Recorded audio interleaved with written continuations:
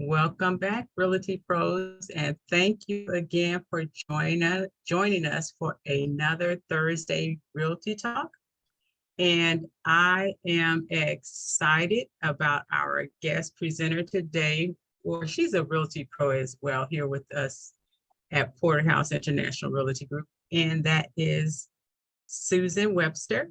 And Susan is going to share with us today on cold calling. So again, Susan, thank you so much for joining us. You look beautiful as ever. Oh, thank you. So are you. I'll go ahead and I'll turn it over to you, and you can get started. Well, hello, everyone. Thank you for joining today. And it's a beautiful day to have a session on cold calling. I want this to be an interactive session, so I want you all to chime in and ask questions about anything that you need to know that would be able to help you advance and gain clients. Excuse my voice because it's a little scratchy today.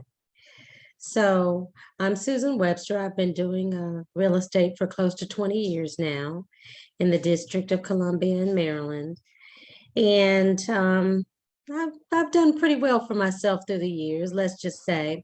And a lot of it I attribute to cold calling. But the majority of it I attribute to a great customer service, good follow-up, and just professionalism. So those are some of the things that you got to keep in the front of your mind and the forefront of every single deal that you do. You just make it the best. I get up in the mornings in general and I meet with a partner of mine and we sit down and we cold call. And we may do it different times. I'm not going to say that I do it at the same time every day. I use different systems through the years. I've used Zillow, I've used Espresso Agent, I've used quite a different lead gen CRMs and different tools that would help me to be able to do speed dial. You really can't, Boomtown is one that Jasmine is offering and that Porterhouse offers, which is good as well. One of the things you do when you cold call is I like to really sit down, and although it's not a face-to-face session, it's a face-to-face session to me because I prepare for a cold call just as if I was preparing to go to a face-to-face meeting. I don't necessarily get dressed, but I definitely have a cup of coffee or a cup of tea, a glass of water. I don't use scripts, but some of you may need to use bullet points so that you don't forget your objective or walk away from the call without getting all the information that you need to do your job. So I would suggest putting bullet points down on a piece of paper before you start your calls on what you want to say. My calls generally start off with the first name basis. I don't say, hi, Mr. Watkins. I'll say, hi, Frank. This is Susan Webster. I see you've got a property. If it's a for sale by owner, I'll say something like, I see you've got a property for sale. How's it working out for you? Most of the time they're very receptive because, again, I'm in a room with my partner and I. We're normally by ourselves, door closed, mindset. Oh, the other thing I do is before we start cold calling, I do pray. And I do also visualize what I want. And I get my mindset on the fact that I'm going to capture some clients out of the calls that I make. It really is a numbers game. So the more calls you make, the more likely it is you'll get clients. Does anyone have any questions thus far? Okay, well, I'll keep going. And if you do, like I said, just horn in and be sure to ask if you have anything. Someone said, I think something in the chat box, but I'm not very familiar with what they're talking about. But at any rate, if you could just unmute and ask, then I'll be happy to answer. So a conversation would go something like, and then you need to look at rebuttals as well. Think about the fact that if you were selling a home, some of the questions you may have. One of the things that I do is I let them know the services that I provide, but I don't try to give a full listing presentation during the conversation. We're more bullet pointing what we provide a little bit, and um, just make a friend over the phone. So, hi, Frank, this is Susan Webster. I see you're trying to sell a property at, 3400 Denwick Street. How's that working out for you? You've got it listed at 1.5 million. You're getting a lot of calls. They'll probably say something like, yeah, we've been getting a ton of calls, or no, we've got some calls, or gosh, these calls are driving me crazy. My wife's taking care of most of them, or whatever the case may be. From there, you need to have a conversation with the person. Okay, well, how soon are you looking to get rid of the property? And this is exactly what you want. So if I brought you an offer today for 1.5, then could we get it ratified, or do you have anything else in hand? Those are the kind of conversations that stimulate more reaction from the seller. For sale by owners can be know-it-alls. That's why they're selling their own property. They're not realtors, but they think it's so easy. So one of the things I do is I take them through pleasure and pain through the conversation. So what are you looking to sell the property for, if you don't mind me asking? I mean, what's motivating you to sell your property? You just want to downsize or upsize, or what are you doing? They'll say, well, my wife and I, so when you leave, well, my wife and I are getting older. We just don't want to, live in this big mansion anymore. Well, so tell me, when you go, where are you going to? Are you going to, down south? Where you headed? Oh, we're going to Miami. We're moving to Florida. Oh my gosh, do you already have something staked out there? I get into all of that. That's the pleasure part. So it sounds like to me, like, when are you looking to sell? How soon are you looking to get out? Have you all, is the place fully furnished? Would you consider doing an estate sale to get rid of some of your things and maybe earn a couple of extra dollars? A lot of them haven't even thought about that, but that's a service that I offer to my clients. It's very easy to have Max Sold come in and sell everything in the house for a small price, and the agent, we don't get much of a percentage, but I think a small check, and then but the client gets the experience of having all their furniture and all their belongings sold and capturing some profit from that. So what condition is the house in? Well, the house is in pristine condition, or no, it needs a lot of work. Or, it just depends. Some people say it needs a lot of work and it needs a whole lot of work. Some people say it's clean and it really isn't. So when could I come take a look at the property? Once you get an appointment with them to take a look at the property, then you've pretty much, in my opinion, you're almost to the gate. You want to go, you want to, of course, be dressed to the nines and present extremely well and go through the listing presentation. Earn the business. That's what I do. So that's for FSBOs. For expired leads, it's all similar. For rent by owner, for sale by owner, expireds, withdrawals, all of those type of leads, I attack them the same exact way. It's just with a level of confidence, number one, that you've already, like Oprah Winfrey said, she's a master manifester.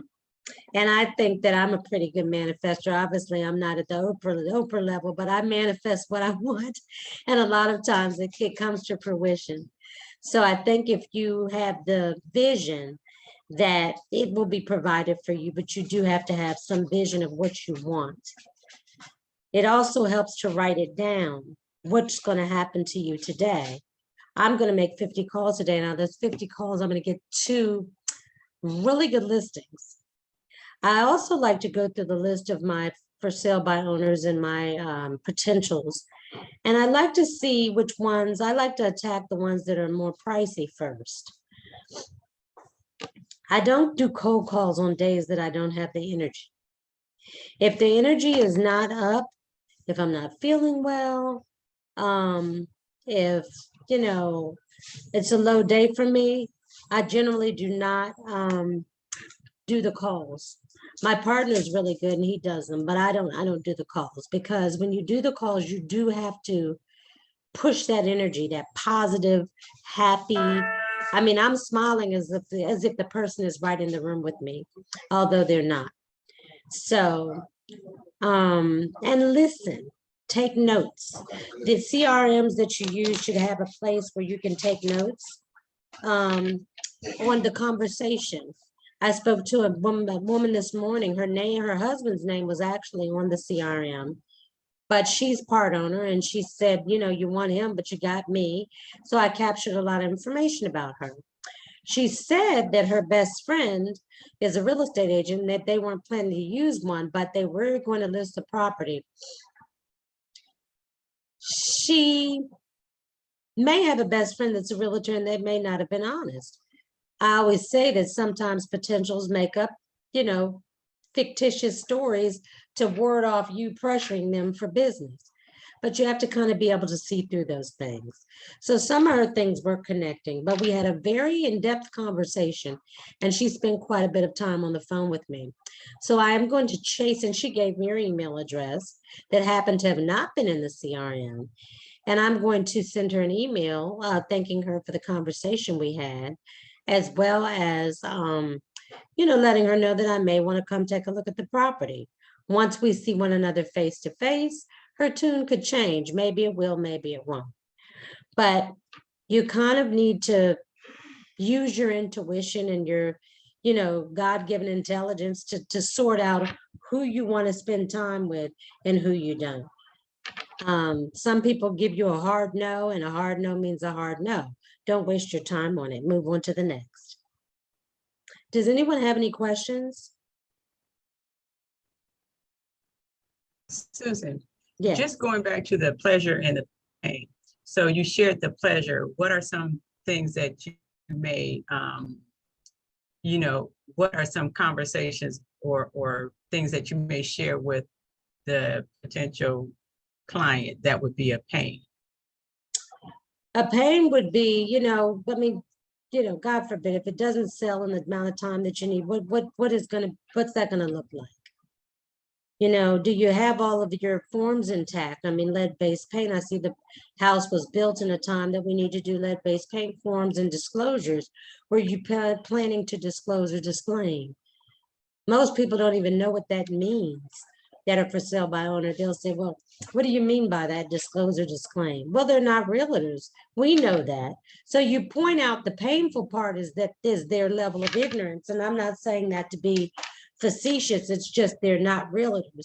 I mean, I'm ignorant to different careers and professions. I don't know how to do a heart transplant. I'm ignorant to that. So there's certainly most of them that are trying to sell their home, but they're not really covering all bases to protect themselves. And that's the pain part that you have to point out to them. What would happen if your house doesn't sell in 30 days? I know you said your husband's got a new position in Florida starting in January. So how soon, I mean, that's a motivation. How soon are you looking to get this off your hands? Because I sell very quickly, and I do it at 100% asking price or sometimes above. How are you keeping your ear to the market in regards to what's being sold in your area? I mean, I find a lot of times for sale by owners undercut themselves, price themselves, because they don't realize that 2 days ago or 24 hours ago, a house that was similar to them sold within 0.5 miles radius from their home. And it was priced pretty, what could have elevated their price. So instead, you have to keep your eye on these things. This is what I do for a living. If you don't do this for a living, how do you know? So I'll ask them, how are you keeping your ear to the market on what's being sold around you? I mean, the comparative marketing analysis that you have to do when you sell a property to make sure you're getting top dollar for the property. How are you keeping aware of this? I mean, I'm just curious to know what kind of systems you're using. Maybe you have something better than I use. I don't think so. I wouldn't say I don't think so to them. They're going to find out through your conversation. They're like, well, I didn't think about that. Oh, I didn't know about the disclaimer. I didn't know about so what kind of, the other thing is safety. So I know that you're already moved to Texas and you're trying to sell the property so your wife can move there too. what kind of security measures are you guys taking? I mean, are people calling you and just meeting you at the property? Wow, okay. We use a system called Centralock and something called Showing Time, where we screen every single person that comes into your property. Safety. You don't want your wife to get pushed in the door and, by some stranger. So you're marketing on Craigslist, anyone can just come and make an appointment. Or you're setting yourself up for your home to be broken into. I'm just saying, if it's vacant, we make sure that your property is secure and that whenever someone comes in, we know who they are, what brokerage they're affiliated with, and they're not just random people coming in and out of your property that you're not aware of, who they are. So those are, some of the things that we bring to the table service-wise. And you go down the list, but you don't go down the list in a way, we offer this, and this. You go down the list in a way that it's painful for them through a conversation. Not so, I do believe in scripts. I don't use them because I've been doing this for a long time, but some people, like I said, the bullet points are what you need to have. And you may not have to do them in a row in a system. They may come through it's a conversation. You're making a new friend. You're making a new friend. Did you have any other questions? Hey, Susan, how are you? Hi, I'm fine, thank you. Good. This is Kermon McPacey. And Hi. I just had a quick question for you. You were talking about the systems that people use, and I know you have systems, but what I was wondering is with your FISBO, do you call the people as soon as you see them listed, or do you wait and give them a chance to find out it's not as easy as they thought, and then you give them a call? No, I called them, well, the system generates them, so I would have to say most of the time they've been listed for a couple of days, sometimes a couple of weeks. Okay. Yeah. And like I said, no, I'm sorry, go ahead. No, like I said, every conversation is going to be different. So you have to gauge your conversation and how it flows, the questions you ask based on the person that you're talking to. And in your system, do you really just look for high dollar properties, or do you do properties regardless of the dollar amount, or you just, kind of structured yours for $1 million properties and higher? I like to structure mine for, I'm all over the place with it. Sometimes I might look at a property and say, this is not far from me. It could be a convenience thing where I can drive around the corner and see it. Or it could be a situation where I'm going for the top dollar. It really just depends what comes up on the list that day. I might look at it and say, I know that property is hot, it's going to sell quick. Let's go for that one. Or there's certain things that you want to look at when you're looking at the property. It gives you the price, of course, and then the address. And that's how I kind of gauge, because I know the city. I mean, I'm a native Washingtonian. So if it's something in an area that I know is really hot, it may not be the highest price on the list, but it could sell very quickly. Right. Gotcha. Thank you. Oh, that helps me a lot. Welcome. Thank you. So I want to be able to answer all the questions that anyone has for me, because I could go on and on about cold calling. It's a lot to it, but it's really very simple. And it's about picking up the phone and just getting started. It's like any other business. I always tell people in business that that consult with me. You can spend years writing a plan. You can spend years writing a business plan, but at some point you have to dive in.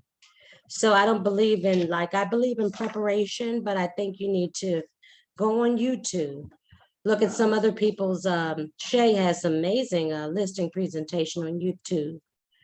Look at some of the top agents' YouTube videos on cold calling. Get things from other agents, not just me, not just people in the office, but you can pick up jewels on things to say to the client to make them feel, wow, I'm taking all these calls. This is not necessarily the safest thing to do. This is not necessarily the best use of my time. And, maybe I should give this woman a chance because she seems to know what she's talking about. Better than I do, more than I do. Because I also asked them, what do you do for a living? You don't mind me asking. Oh, I work for, DDS or whatever the case may be. Okay, well, then right up there, it has nothing to do with real estate. And even if someone is an attorney, they may not be a real estate attorney. So if you're a criminal attorney, yeah, that's fine, but you don't sell real estate. How confident are you can get a contract? If you got 5 contracts on this property today, that you could sort through each of them, pull a net sheet of exactly what not exactly, because you never say exact with those net sheets, but approximately what your proceeds are going to be, and really make a intelligent determination on which contract to ratify. That's something that we do. We give them the options. If you were to have a hot property with 5 contracts, how do you know you're picking the best contract? They don't. And the time that they'll put in to sit down and go over each contract is something that we could just pull 5 net sheets in 10 minutes, sit down, go over them, and see which proceeds are going to be highest. So those are the kind of things that we bring to the table that they just do not have access to. They can market it on Zillow and all these places, but they may not get the best for their buck. Hey, Susan. Hi.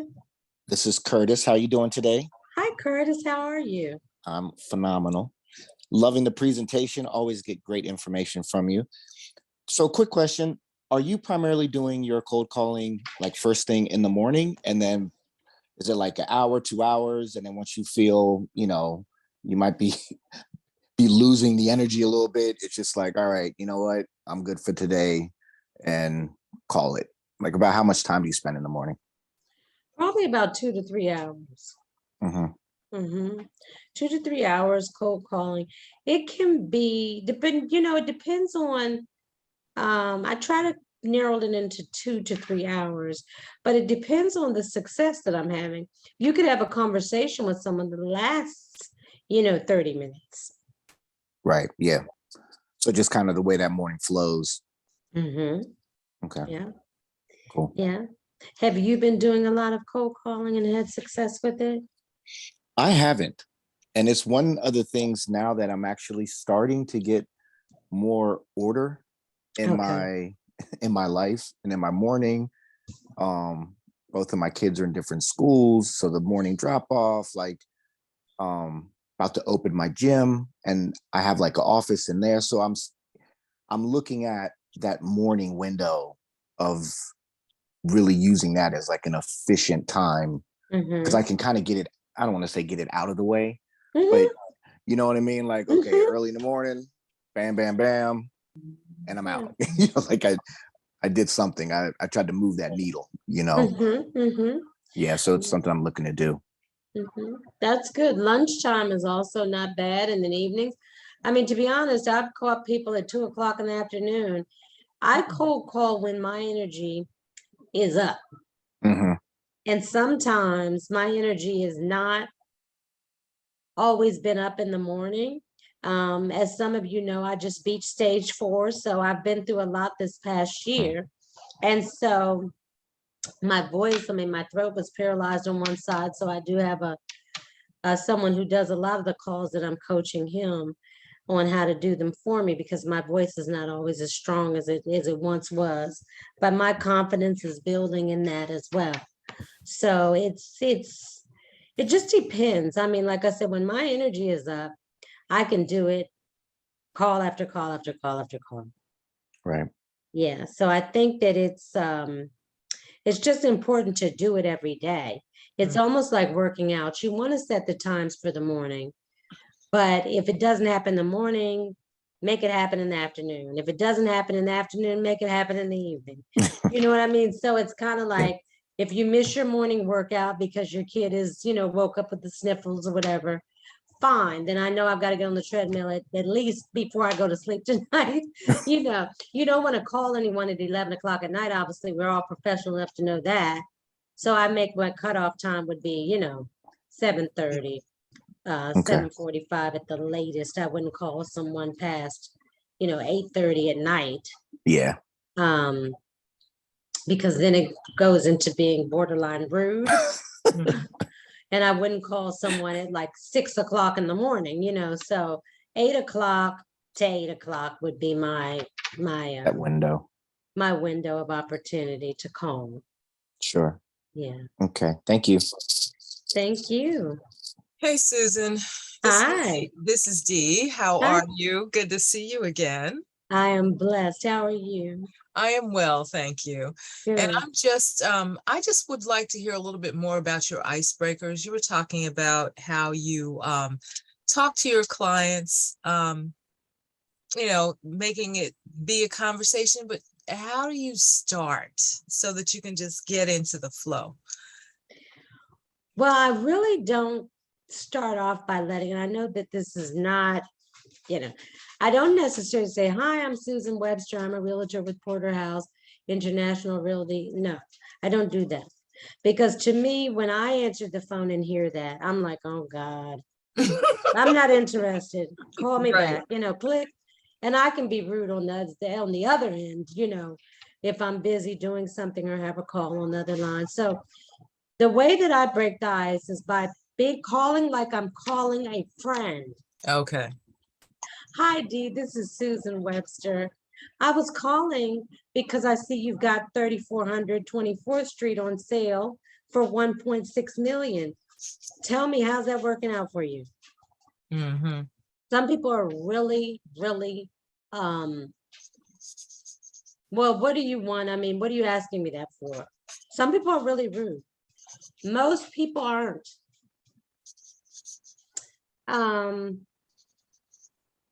Well, it's working out pretty good. Do you have a buyer? We're not using an agent. I'm telling you right now, we're not. We do not want to use an agent. Well, no. Listen, I've got a bunch of buyers, which you do in your wheelhouse. I've got a lot of buyers that I work with, and looking at your property, I could probably get it sold for you relatively quick. How soon are you looking to make this happen? Mm-hmm. Mm-hmm. So you speak basically from your confidence level. You speak, Right. you ask them a little bit about what they're doing, how's it going, and then you let them know that you can help them. Even if they're not willing to list it with you, you can bring them a buyer. Right. So that's where you come in. You're trying to solve the problem, basically. Okay. All right. And then, Susan. I'm sorry. Oh, I apologize. Go ahead. No, please, by all means.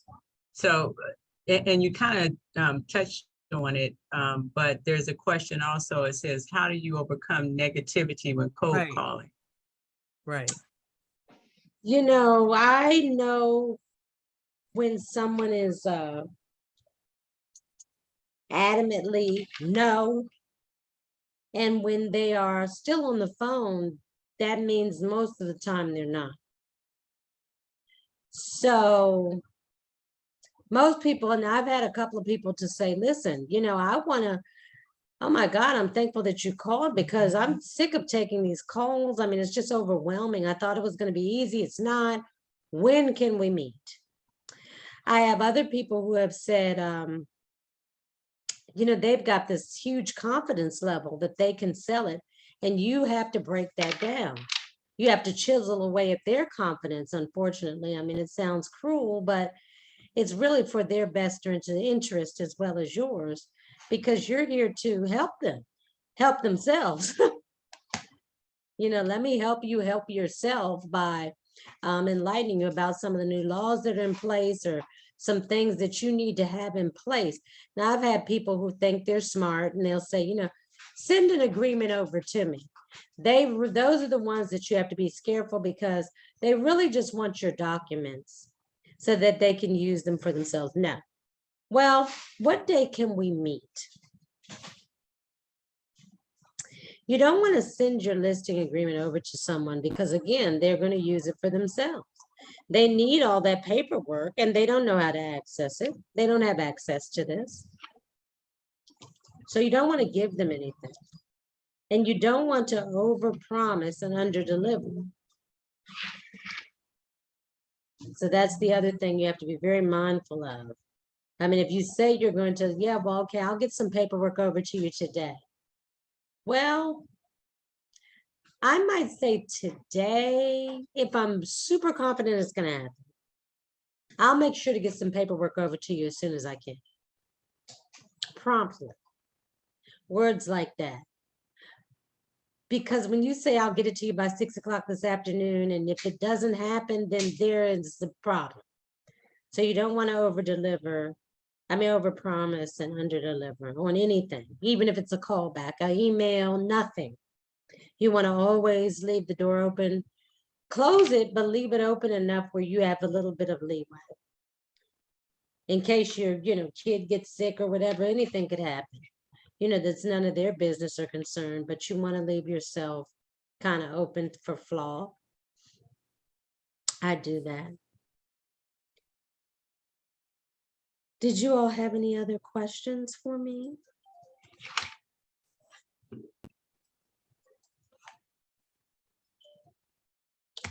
Well, if you don't have any questions, how do you feel about what I shared?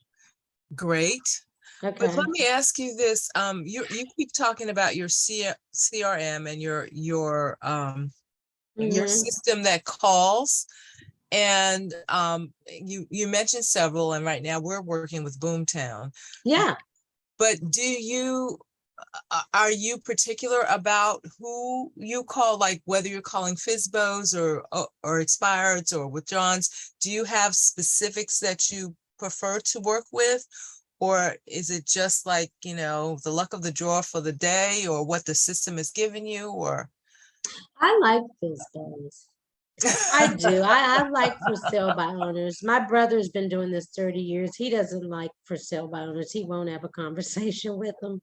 I love them because I feel like they've broken down several points. They're already selling their home. They want to sell it.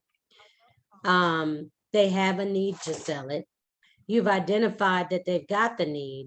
And it's just a matter of chiseling away at them to get them to understand that they do not know everything. And for me, like I said, pleasure and pain. You got to take them to the painful part of this conversation without being obnoxious, but kind of like a psychiatrist. If you were sitting down with a psychiatrist, they would make you come to your own conclusions about how to solve your problems. They're not going to say, listen, you need to do this and this. They're going to ask you questions that prompt you to know, well, maybe I do need to do this. What do you think would happen if you listed the property and someone, it's sold tonight? I mean, I got a ratified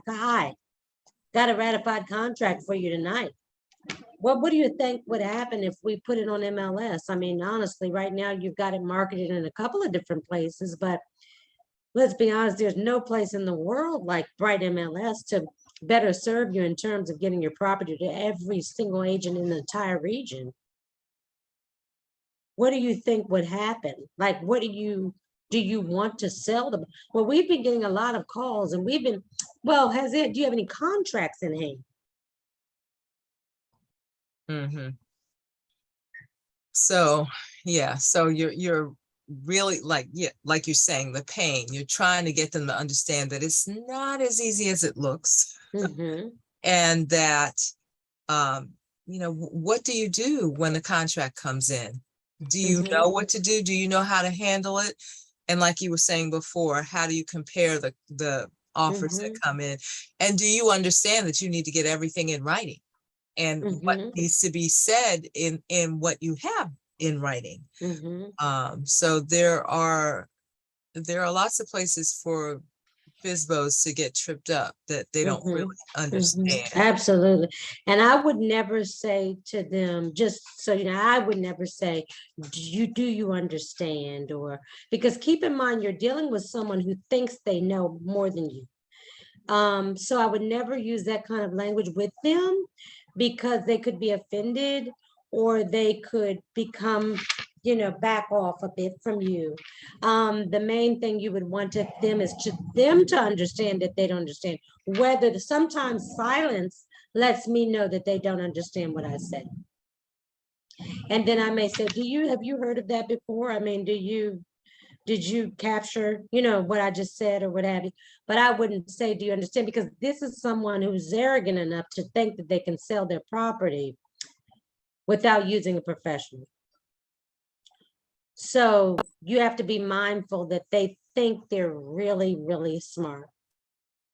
And they probably are at whatever else they do. Okay. And then they don't want to pay the 3%. That's the bottom line. Mhm. So that's when you need to go in with the 0%. And what is that about?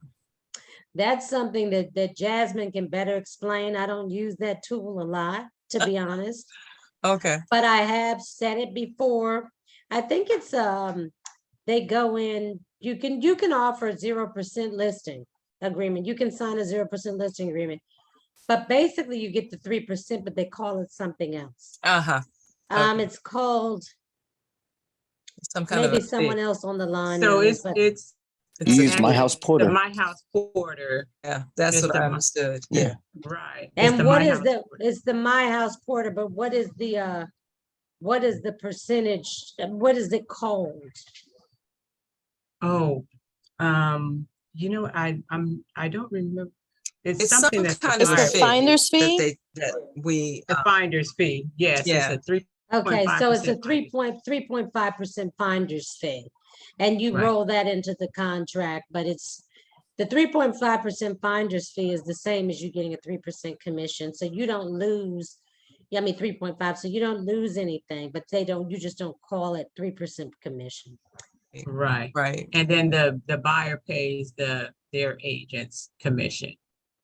They obligate themselves to paying their agent's commission as well. Okay. Oh, yeah. So you get the finder's fee and then the buyer pays their commission. Yeah. Right, their agent's You mean commission. the seller? No, the buyer pays the buyer agents or the buyer broker's commission. Oh, so it's really not to their advantage to do that at all, huh? Who, it's not to whose advantage. To the buyer's advantage. Well, they don't even call the buyer's commission. They don't even call it a commit. They don't call that a commission either. That's the same thing as, those when they have the auctions, Mhm. yeah, they call it the what is that Buyer fee that premium. buyer's premium? Yeah. So they pay the buyer premium. Okay, well, I'm learning something myself today because I Yeah. don't use that tool, but that's something that, you may want to use that if you find someone who is very adamant about not paying 3%. The main thing is you can overcome that when you get to the listing presentation aspect of it, to me. And thank you for answering my question about that. Maybe I Yeah. will start using it, but I don't, I like to just stick to what I, to what works for me. But that could possibly be Yes. another angle. Yeah, just to chime in, Susan, I'm still learning about the My House Porter. The way that works, that would be extremely powerful for cold calling and especially looking at the higher price point market, luxury market, that you tend to be in, because the way everything is structured, that conversation is really powerful because the seller essentially isn't obligated to come out of their pocket for any of the commission, Right. Gotcha. you know, so it's So, very powerful tool. yeah. Okay. So Susan, Mhm. I guess in this sense, with the My House Porter, instead of the seller having to pay the 6% commission, they're paying a 3.5% finder's fee. And then for the buyer, instead of them having to pay a 5 to 10% buyer premium, they're only paying a 3.5% buyer premium. So that is attractive to both parties. Mhm. How is it attractive to the buyer? I just don't understand Well, that part. because when the buyer's premium can vary from 5 to 10%, you know, when you're in Mhm. that type of a situation. Mhm. Whereas with this, when you have it listed in the My House Porter, they're only then paying a 3.5% buyer's premium Mhm. versus I mean, I don't think that I see a buyer's premium less than like 5%. Mhm. Okay. Yeah. Well, I'll have to definitely get more familiar with that so I can use it as a tool for my listings.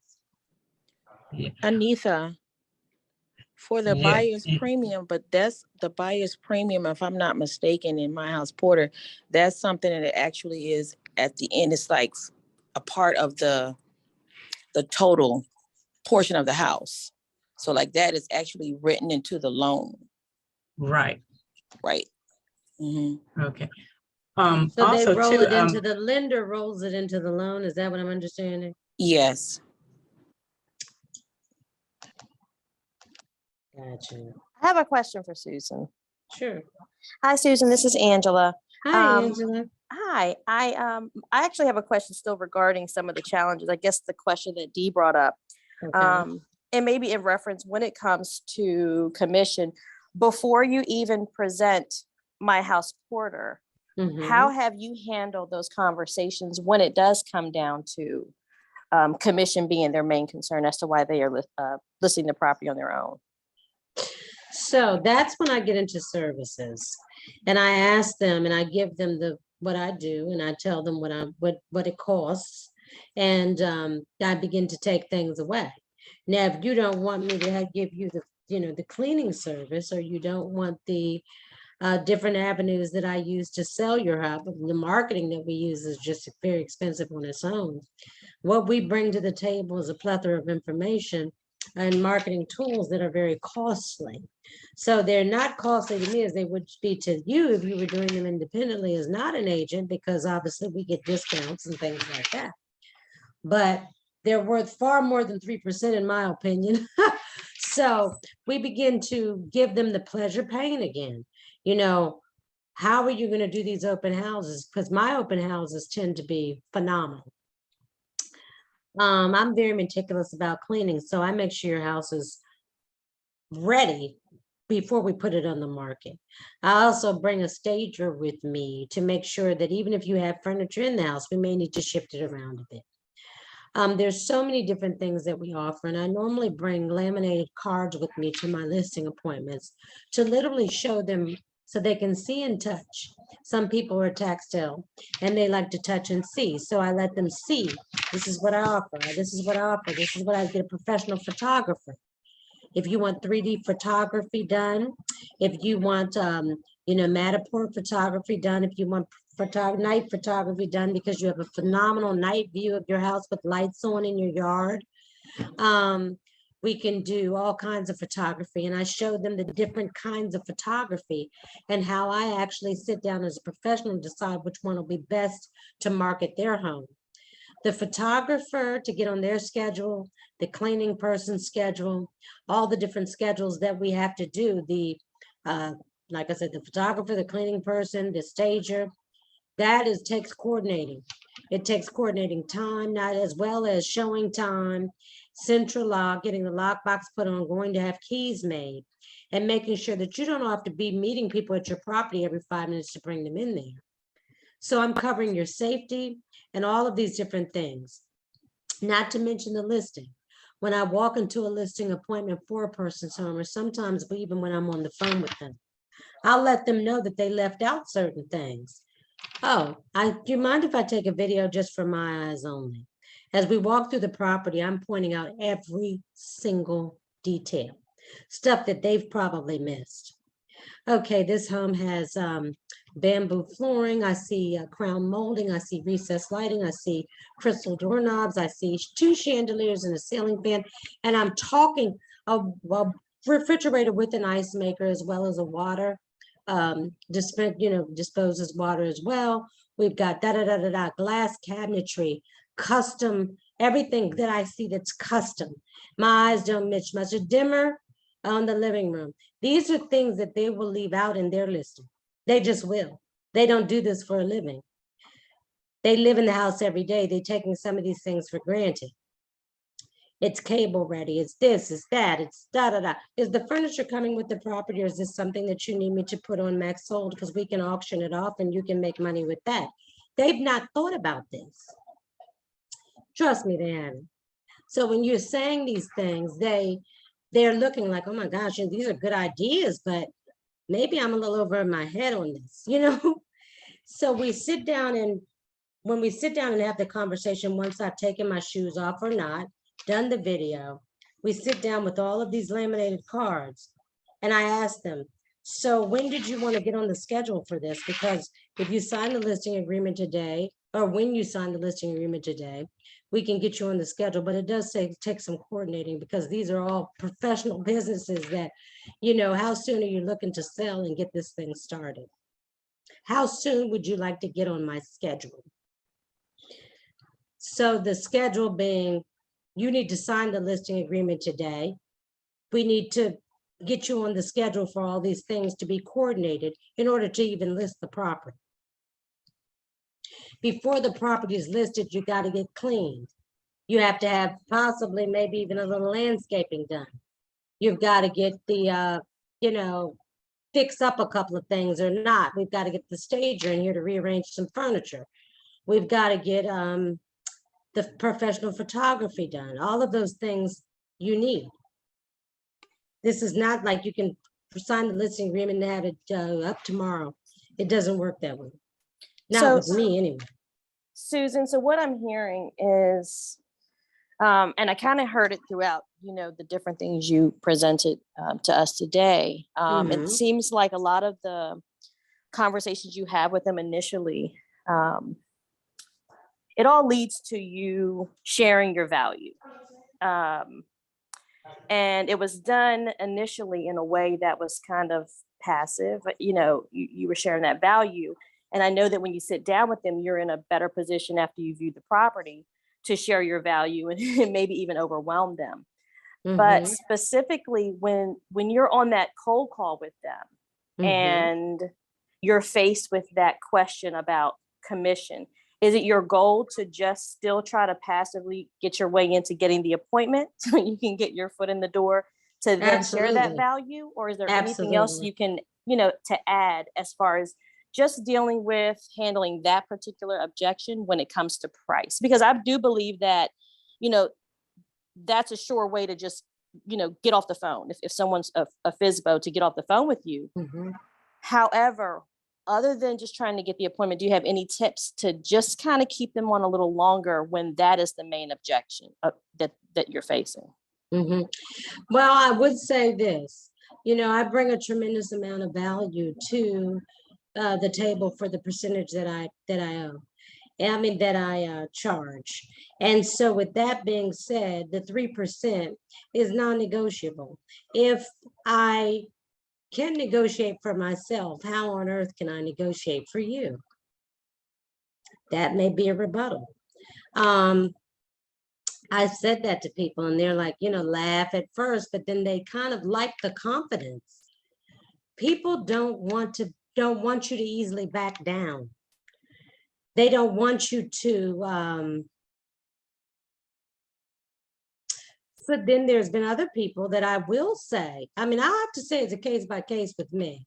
I have other people that I will say, well, let's talk about that once I've seen the property. I do have a little flexibility with my broker at some point, but at that point, we're still not going to change from 3%.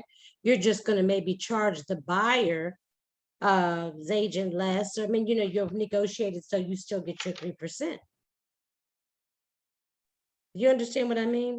Yes, thank you, Susan. That was very Yes. helpful. I know I'm kind of So digging a little deeper, but I no, think when I'm please. cold calling, those are some of the challenges. And I know that, even in brokering, we have how to handle objections and things like that. But then just to Mhm. come from that genuine place where, you still have confidence. I'm confident in, you know, um, being consistent with what we offer as far as Mhm. commission, but just that segue sometimes, and it sounds as though, we focus on our value, our attitude and everything when we have these calls.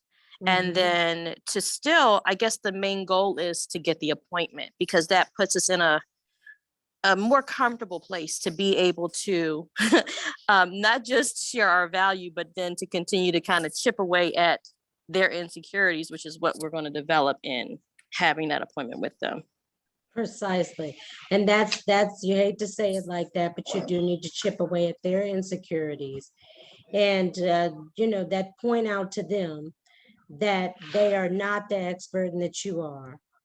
I happen to be a general contractor in DC and Maryland as well, and I build homes from the ground up. So I mentioned that, but although you may or may not be a GC, you've been in enough homes to understand that the cost of certain things that are associated with the home inspection. So you may want to say something like, 3% is something that the value that I bring to the table for that 3% is probably going to save you a whole lot more than that. Reason I say that is because someone will do a home inspection on your home, the average buyer. And when they come and do that home inspection, they're going to look. That's where my negotiating power comes in. And I happen to be a very, very good negotiator.